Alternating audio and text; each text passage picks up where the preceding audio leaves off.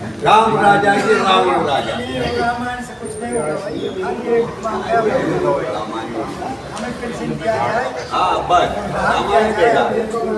खबर एक नजर आज तक चैनल है ना। पूरा जी को भी भेज देना।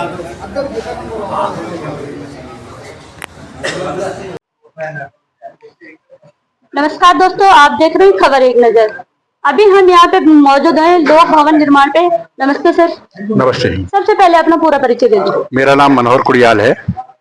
मैं पीडब्ल्यूडी से सेवानिवृत्त कर्मचारी हूँ और यहाँ पर हम लोग सिंचाई विभाग और पीडब्ल्यूडी के विभाग के सेवानिवृत्त कर्मचारी अपनी मांगों को मनवाने के लिए यहाँ पर विगत एक माह से धरने पे बैठे हैं और 23वां दिन जो है हमें यहाँ पे कार्मिक अनशन में बैठा हुआ हो गया और निरंतर शासन के खिलाफ, प्रशासन के खिलाफ हम लोग एकजुट होकर यहाँ पे अपनी मांगों को मनवाने के लिए बैठे हैं, क्योंकि भारत सरकार के द्वारा, सुप्रीम कोर्ट के द्वारा एक आदेश पारित हुआ जिसमें ये निर्णय लिया गया भारत सरकार के उच्च न्यायालय के द्वारा कि हम लोग जो है वर्क चार्ज की सेवा को जोड़ते हुए 2005 से पूर्व के सभी कर्मचारियों को जो है पेंशन देंगे। लेकिन दुर्भाग्य रहा इस प्रदेश का कि यहाँ पर जो है 80% लोगों को पेंशन दी जाती है और केवल 15-20% लोगों को रोक दिया जाता है, जबकि 85% लोगों को लगभग यही भुगतान हो चुका है वर्क चार्ज की सेवा को जोड़ते हुए। माननीय सुप्रीम कोर्ट के न्यायालय का फैसला सर्वोच्च है और हम लोग कोई नई मांग नहीं कर रहे हैं। हम केवल और केवल जो है न्याय की बात कर रहे हैं, माननीय सुप्रीम कोर्ट के आदेशों का पालन करने की बात कर रहे हैं और निरंतर यही मामला जो है शासन के अंदर भी है, जबकि हमारे शासन के द्वारा जो है ये लिखा गया है कि जैसे जैसे सेवानिवृत्त होंगे कर्मचारी वैसे वैसे सबको पेंशन दी जाएगी, इसमें कोई कोताही नहीं बरती जाएगी। इनके द्वारा हलफनामा सरकार न्यायालय को दिया गया है, माननीय न्यायालय को दिया गया है और सुप्रीम कोर्ट, क्योंकि सबसे ऊपर सुप्रीम कोर्ट है और एक देश में, एक प्रदेश में दो कानून नहीं होते हैं। एक प्रदेश में अगर दो कानून हो गए तो फिर न्यायालय से लोगों का भविष्य भरोसा उड़ जाएगा। हम माननीय न्यायालय के आदेशों की पालना के लिए मान्य आदेश न्यायालय का सम्मान करते हैं, पूरा भारत सम्मान करता है, पूरे भारत के ऊपर जो है उसका आदेश चलता है। जबकि हम लोग उत्तराखंड के निवासी है और हमने उत्तराखंड प्रदेश की कल्पना की थी, हमने 94 दिन की भूख हड़ताल की है और निरंतर उत्तराखंड राज्य की कल्पना की थी, ऐसा राज्य जिसमें कि कोई शोषित न रहे, कोई किसी प्रकार से पीड़ित न रहे, एक ऐसे अच्छे भविष्य की कल्पना की थी। लेकिन इस प्रदेश के अंदर जो आप देख रहे हैं तमाम प्रकार की खबरें हैं, तमाम प्रकार की व्यवस्था खराब हो रखी है और कर्मचारियों के प्रति इस प्रकार का रवैया सरकार का अच्छा नहीं है, क्योंकि जो 60 साल तक नौकरी करता है, 40-45 साल तक अपनी सेवा सड़कों पे, नहरों पे नीचे से और गैचे से खोद कर देता है, क्योंकि आज तो मशीनीकरण का युग हो गया है। लेकिन आज से 20-30 साल पहले जो मशीनीकरण का युग नहीं था, जब ये कर्मचारी सड़कों पर काम करते थे, नहरों पे काम करते थे, बिल्डिंगों पर काम करते थे और ये कर्मचारी स्वयं की मेहनत से ही सारा काम निपटाते थे।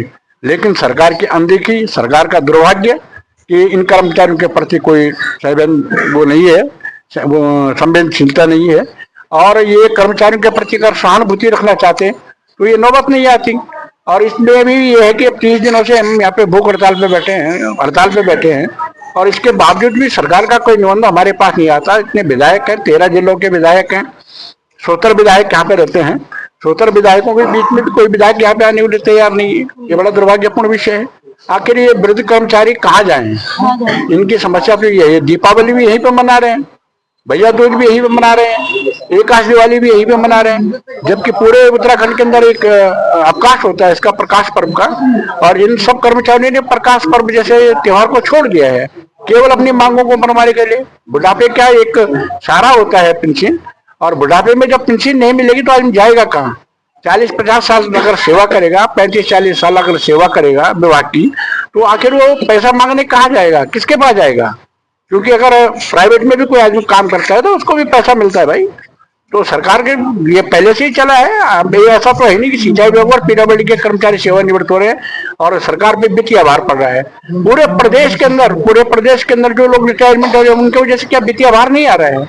हम तो सरकार से अनुरोध करना चाहेंगे कि इन कर्मचारियों की मांग तत्काल प्रभाव से मानी जाए और इन कर्मचारियों का जो है भुगतान किया जाए, इनके पेंशन आदि का जो है इनको लाभ दिया जाए और माननीय सुप्रीम कोर्ट के फैसले का स्वागत किया जाए। अच्छा, आपने दिवाली यहीं पे मनाई, इगास यहीं पे मनाया, आपके घर से तो फोन कॉल आया होगा कि घर वालों ने बोला होगा कि घर आ जाओ, आपने क्या सोचा? निश्चित तौर पर घर वालों के फोन आए हैं, इसमें कोई दो राय थोड़ी है। हर एक घर का सदस्य जब घर से बाहर होता है और वो भी ऐसी स्थिति में, आंदोलन जैसी स्थिति में, तो निश्चित तौर पर घर वालों के फोन आए हैं और इन लोगों ने अपनी मांग को मनवाने के लिए दिवाली का भी बलिदान कर दिया, विकास का भी बलिदान कर दिया। एक हमारे साथी भी हैं गोपाल मेहरा बोरा जी, ये अपने बेचारे जो है स्वर्ग सिधार गए हैं, क्योंकि ये भी हमारे साथ यहाँ पे मांग को लेकर बैठे थे, लेकिन इनका स्वास्थ्य खराब हुआ। इनके बेटों को हमने घर से बुलाया, फिर इनको घर भेजना पड़ा, लेकिन वो भी शौक लग गया उनको कि हमारे जीते जी जो है हमें पेंशन नहीं मिल पाई और उनका पर्याप्त इलाज नहीं हो पाया, क्योंकि गोल्डन कार्ड बंद हो रखे हैं और कार्ड, स्वास्थ्य कार्ड और कोई बन नहीं सकता, क्योंकि ये पहले ही जमा हो रखे हैं, तो स्वास्थ्य कार्ड नहीं बन सकता है और ये हमारा जो है गोल्डन कार्ड बंद हो रखा है, तो कहीं ना कहीं जो है उनकी जीवन में पीड़ा रही है, अच्छी ढंग से अपना इलाज नहीं करा पाए। और अगर उनको पेंशन आदि का भुगतान हुआ होता तो संभवतः वो बढ़िया इलाज अपना कराते, हो सकता है हमारे बीच में अभी और लंबे समय तक रहते, लेकिन इनका बलिदान व्यर्थ नहीं जाएगा। ये पूरे कर्मचारियों के लिए एक सीख है और पूरे उत्तराखंड के लिए एक सीख है कि कर्मचारियों के लिए अभी आने वाले समय के लिए भी ये कर्मचारी जो है इसी प्रकार से अगर मरता रहेगा, घिसता रहेगा, खपता रहेगा, तो ये बड़ा दुर्भाग्यपूर्ण विषय होगा।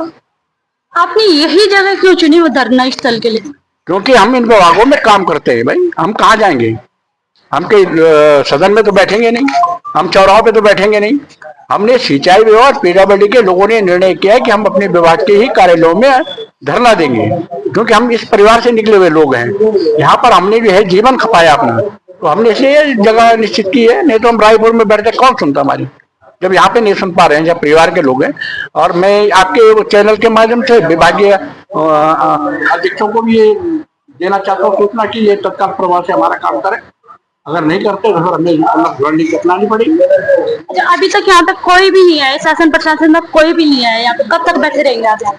अब जब तक हमारी मांग पूरी नहीं होती हमें लिखित आश्वासन नहीं मिलते। हालांकि हम माननीय मुख्यमंत्री जी को मिले हैं और हमारे पास 14-15 विधायकों का समर्थन पत्र भी है, माननीय सांसदों का भी समर्थन पत्र है, कैबिनेट मंत्रियों के भी समर्थन पत्र हैं, और इसके बावजूद भी कोई नहीं आया है। माननीय मुख्यमंत्री जी से वैसे वार्ता हुई है, उन्होंने बहुत सद्भावपूर्ण ढंग से बात की है और उन्होंने ये बात स्वीकार की है कि निश्चित तौर पर आपको मिलेगा, लेकिन जब तक मिलता नहीं तब तक ये कर्मचारी हटेंगे नहीं है।